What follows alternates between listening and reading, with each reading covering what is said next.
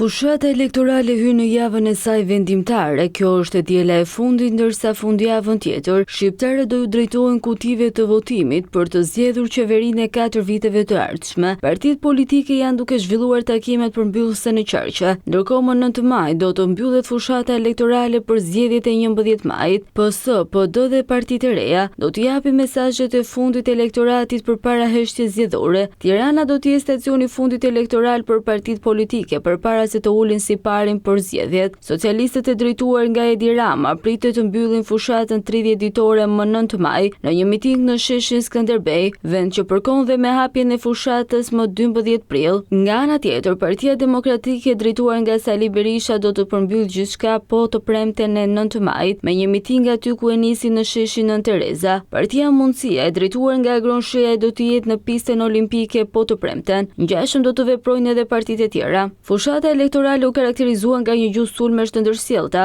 Opozita premtoi realitet të ri, program që do të ndryshojë rrënjësisht jetesën e shqiptarëve dhe funksionimin e shtetit, ndërsa karta e fushatës së socialistëve ishte integrimi në Bashkimin Evropian me argumentin se vetëm PS mund ta bëjë realitet këtë ëndër. Partitë e vogla premtuan ndryshimin dhe frymën e re në sferën politike, duke hedhur akuza ndaj dy partive tradicionale, PS dhe PD. Megjithatë, janë votuesit që do të zgjedhin se cila forcë politike është e duhura për të drejtuar vendin për 4 vitet e ardhshme. Kujtojmë që risi dhe historike në këto zgjedhje do të jetë vota e emigrantëve.